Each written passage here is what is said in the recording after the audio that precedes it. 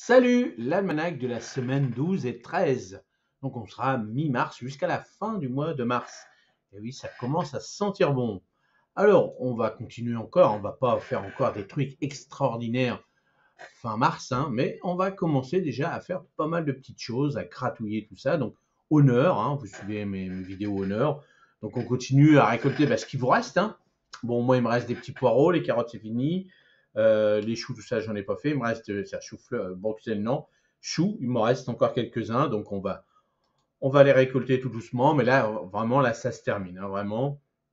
Donc là, on va commencer. Donc moi, j'ai fait un peu de semis pour les petits pois, les fèves. Alors, j'en ai pas fait, mais toutes ces petites semis, vous pouvez retrouver ça dans les petites vidéos. Mais là, on peut commencer et continuer, hein, en fonction, bien sûr, par rapport à la nature de votre sol aussi. Et on va commencer aussi les petites carottes sous tunnel ou serre, tunnel nantais, hein, comme moi j'ai fait.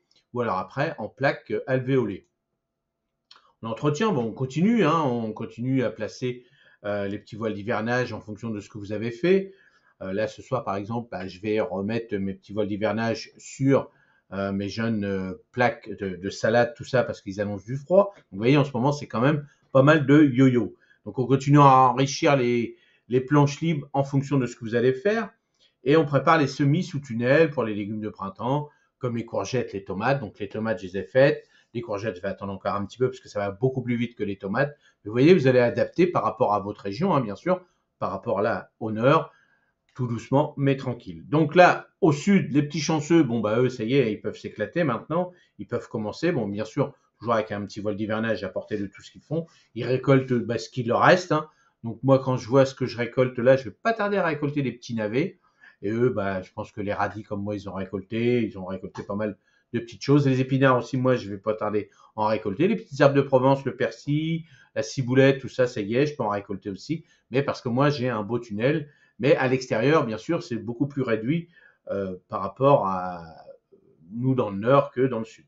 Alors, on sème, alors bon, toutes ces petites semences, bien sûr, c'est à peu près un mois d'avance par rapport à nous dans le nord, et puis pratiquement par rapport aux autres régions.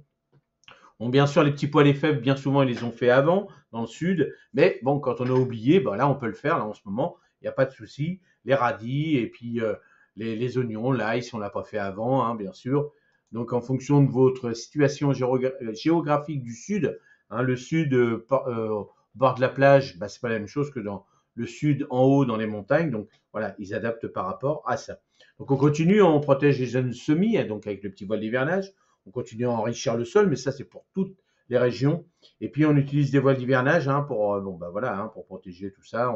On fait attention. Le petit voile d'hivernage, on ne le rentre pas encore. À l'est, donc là, c'est vraiment la région avec la région montagneuse où c'est le plus froid. Donc, on récolter ce qui vous reste encore un petit peu au potager et ailleurs aussi, hein. Et bien sûr, si le sol est gelé, voilà, mettez pas du paillage s'il est gelé, mais avant, mettez du paillage pour éviter de pouvoir récolter facilement vos poireaux, vos légumes racines qui sont restés à l'extérieur. Donc, on commence tout doucement en fonction de la nature de votre sol, hein. Sur des sols sableux, ça se réchauffe beaucoup plus vite. Mais bon, là, on y va tranquillement. On peut semer quelques petits radis, des petites carottes, des petits oignons directement. Tout ça, on fait attention. Mais bien sûr, si les températures sont trop froides, on attend encore. Donc, on continue, hein, toujours pareil, on paille, on fait attention pour les protections hivernales, on enrichit le sol si c'est pas encore fait, on désherbe si c'est pas encore fait. Donc à l'ouest, donc on récolte ce qui vous reste dans vos jardins, hein, bien sûr, par rapport à ce que vous avez fait. Alors dans l'ouest, hein, en fonction de si vous êtes plus près de la plage ou pas, bon, eux, ils ont quand même des températures nettement supérieures à nous, vous voyez, hein, le sud est beaucoup plus un mois, on va dire dans l'ouest, c'est à peu près 15 jours par rapport à nous. Donc nous, par rapport aux gens du nord, hein, bien sûr, et beaucoup plus dans l'est et dans les régions montagneuses. Bon, on peut commencer tout doucement, ils peuvent commencer en fonction, soit ils regardent ce qui a commencé à semer dans le sud s'ils sont près de la plage, ou alors un petit peu plus tard, salade, radis, tunnels, sous les tunnels bien sûr, et on plante l'oignon, l'ail, l'échalote, tout ça en pleine terre en fonction de la nature du sol. Et tout ça, on fait attention, on continue à protéger les jeunes semis avec le petit voile d'hivernage. On enrichit, on continue à enrichir avec le compostage de surfaçage, ça, il n'y a pas de problème. Et on continue à désherber si ce n'est pas encore fait. Je peux vous dire que chez moi, les mauvaises herbes, eux, ça continue. Il n'y a pas de souci qu'il fasse froid ou pas, ça pousse. Alors en région de montagne, j'ai vu là dans la météo qu'il y avait encore eu de la neige. Donc bien sûr, bah, s'il y a de la neige, vous récoltez ce que vous pouvez récolter de légumes qui vous restent.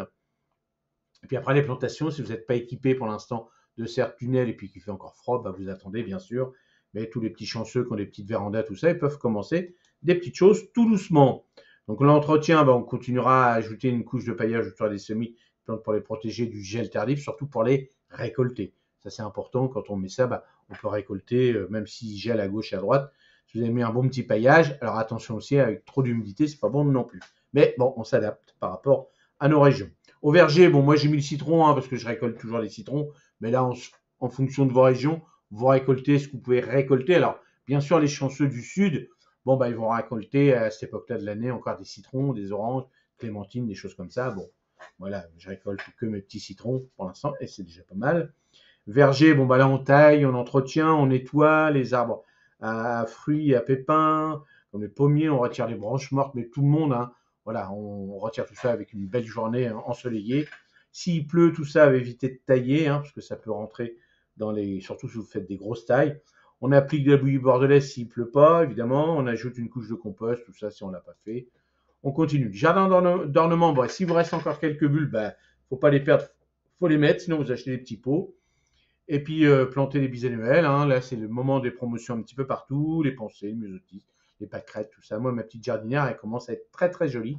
Les jacinthes commencent, de belles jacinthes bleues avec des petites pensées jaunes et oranges. C'est super beau et j'ai les narcisses aussi qui commencent à fleurir. Donc on continue à nettoyer si vous ne l'avez pas fait, hein, le jardin d'ornement. On taille les vivaces, on continue. Moi c'est ce que je fais, hein. Je ramasse les feuilles, je continue. Hein, j'ai étalé ça dans le temps, hein, là ça se termine. Mais bon, j'ai encore quand même le petit boulot. J'ai taillé un petit arbre, un petit arbuste, tout ça pour faire de la place. Voilà. Je m'amuse encore un petit peu quand il y a des belles journées ensoleillées. Alors, bien sûr, si on ne l'a pas encore fait, ben, on vérifie. Alors, surtout si on ne l'a pas fait, en règle générale, on l'a fait, mais c'est surtout pour bien remettre. S'il y a eu du vent, des choses comme ça, on va aller refaire un petit tour partout pour bien voir si tous les voiles qu'on a mis, que ce soit au jardin d'ornement, partout dans tout le jardin, s'ils ne s'envolent pas, s'ils ne sont pas déchirés et tout ça. Plan d'intérieur, on attend encore un petit peu avant de faire la grosse bataille de rempotage, tout ça, donc on continue. Hein. On vérifie la lumière, on voit on nettoie les feuilles, tout ça, on regarde. Voilà, on fait attention à tout ça, on les bichonne, on leur dit bientôt, on va pouvoir les rempoter. Alors au balcon, terrasse, donc on continue à préparer les jardinières pour aussi bien pour bah, tout ce qui va être plantation de légumes, les fleurs, tout ça. On plante des petites plantes bisannuelles. Là, il y a des belles pensées, des belles primes vertes, tout ça. Alors bien sûr en fonction des régions, hein, attention. Et puis bah, on regroupe toutes les plantes, on vérifie les voiles d'hivernage, tout ça. On vérifie tout ça, on nettoie un petit peu. Attention aux paquets de feuilles si vous avez ça entre vos pots. Là, il y a les petites limaces, tout ça qui peuvent se protéger là-dessous. Et puis qui viennent manger les jeunes pousses, tout ça qui pousse dans vos pots. Attention. Et puis continuez à arranger un petit peu si vous n'avez pas trop de fleurs, avec des petites branches, des petits machins comme ça. C'est très, très, très joli. Les conseils, donc on continue le compost. Ça, c'est ce qui va être important tout le long là maintenant qu'on va avoir besoin. Donc les composts mûrs, on les mettra éloignés des tiges ou des choses comme ça, mais on pourra en mettre dessus sans problème. Compost de surfaçage, là, il n'y a pas de souci. Et puis, voilà, on continue à regarder. Moi, vous voyez, j'avais observé dans mes petites serres, bah, hop, une petite chenille qui était là, tranquille, une belle grosse chenille, et puis bah, qui aurait dû manger, qui a dû manger déjà quelques plants, mais il faut faire gaffe parce que si elle était restée, bah là j'ai mis pas mal de jeunes semis dans ce tunnel-là, et puis bah là, elle s'aurait fait un petit plaisir, super bien. Alors, les petites semis sous tunnel chaud et serre chauffées en hiver, je vous ai fait des petites vidéos bien spécifiques avec quoi semer, quoi planter et quoi les 10 légumes frileux à planter. Donc c'est le petit récap de tout ça. Alors, les légumes précoces, alors bon, on fait attention si on est équipé bien sûr de tout ça, sinon on va pouvoir commencer tout doucement à le faire à la maison, mais tout ce qui va être les aubergines, les poivrons, les légumes vraiment qui ont besoin de beaucoup de chaleur, attention à certaines régions où là c'est un peu trop tard pour le faire, parce que bon, vous avez des régions quand même restreintes en lumière, tout ça, et puis le temps que ça pousse, le temps que ça fasse des fruits, puis le temps que ça mûrisse, des fois dans certaines régions, il faut mieux acheter directement des plants et puis les planter après les seins de glace que de les faire tout de suite. Ça met assez longtemps à pousser. Et après, bah, vous allez être déçu. Mais bon, s'il vous reste quelques graines et puis que vous avez oublié, si vous êtes équipé d'une véranda, chauffée, tout ça, là, amusez-vous. Mais bon, voilà, faites attention par rapport à ça. Ensuite, bon, les légumes, salade, tout ça, donc là, on peut les faire en micro-motte, sous un petit tunnel nantais, un petit châssis, tout ça. Là, amusez-vous, il n'y a pas de problème. Les herbes comme le basilic, bon, la coriandre, ça c'est bon, le basilic, c'est un petit peu délicat, hein, ce que je vous ai dit dans cette vidéo où là, il faut faire attention parce que le basilic n'aime pas du tout les grosses températures yo-yo de température chaude, froide et tout. Je préfère avoir une température régulière, donc faites attention plutôt mi-avril, voire fin avril, pour commencer ce genre de semis. Ensuite, tout ce qui va être légumes rustiques, alors les fèves, les petits pois, on va pouvoir aussi planter tout ce qui va être ail, échalotes, tout ça. Ça, il n'y a pas de souci, ça commence. Un petit voile d'hivernage au cas où si vous avez semé ça au tout début, le mieux, les fèves ou les petits pois, alors dans ma région par exemple, dans le nord, en micro-mode c'est pas mal, comme ça on avance un petit peu et dès lors que vous sortez ces plants-là, comme vous avez fait dans des petites serres pas trop chauffées, et ben ils sont déjà costauds et comme ça évite que les graines pourrissent dans un sol très très humide, si dans votre région c'est très humide.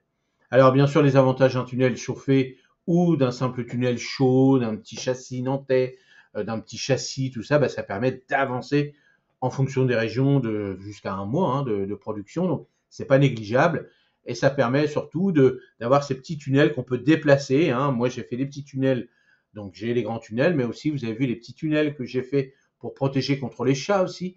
Hein, j'ai fait des petits tunnels avec des grillages pour que je vais utiliser là sous le tunnel, mais après j'utiliserai ça aussi à l'extérieur pour éviter que les oiseaux me bouffent tout. Hein, ça c'est hyper important aussi. Et puis on garde un œil sur l'humidité. On utilise des petits modules ou godets pour semis. Donc vous voyez, des petites alvéoles, tout ça pour avancer un petit peu. Donc on s'organise, mais prenez votre temps. Voilà, si vous êtes débutant, regardez bien les vidéos, vous allez apprendre tout doucement. Si vous ratez, c'est pas grave. Alors après, vous pouvez vous rattraper là sans problème en début de saison comme ça, rattraper avec des plants que vous pouvez acheter directement chez les petits producteurs ou directement en jardinerie. Donc observez bien, regardez bien ce que vous savez faire, ce que vous ne savez pas trop faire. Amusez-vous tout en sachant que vous pouvez acheter à côté. Donc voilà, faut quand même pas perdre de temps non plus parce que là, ça va aller vite. Hein. Dans 15 jours, on est au mois d'avril. Et puis en fonction des régions, là c'est parti. Donc le mois d'avril, avril-mai, là il va falloir faire les grosses batailles pour planter tout ça. Donc attention de bien planifier vos semis, de ne pas être trop en retard. Si c'est trop tard, il faut mieux acheter des plants. Voilà la petite recette. Donc soupe de légumes de printemps. Donc ce qui vous reste dans votre potager, moi il me reste des petits poireaux, j'ai des petites pommes de terre, des oignons, tout ça. Avec ça, en ce moment, moi je me fais des bonnes petites soupes. Donc après vous faites comme vous voulez. Les épices, tout ça, vous faites comme vous voulez, vous chauffez si vous ne voulez pas. Moi, j'aime bien chauffer un petit peu avant mes petits oignons, tout ça, pour que ça donne un petit coup de gratin, un petit coup de fumée dedans, dans mes soupes. Mais après, vous faites comme vous voulez. Et puis surtout, régalez-vous, régalez-vous. Voilà pour ce petit almanach. Donc, c'est sûr qu'à partir de là, à partir du mois d'avril, on aura beaucoup plus de boulot à faire. Mais bon, c'est la saison qui voudra ça. Et puis surtout, avec des belles journées ensoleillées, on va passer du bon temps au jardin. Allez, à dans 15 jours. Salut, merci.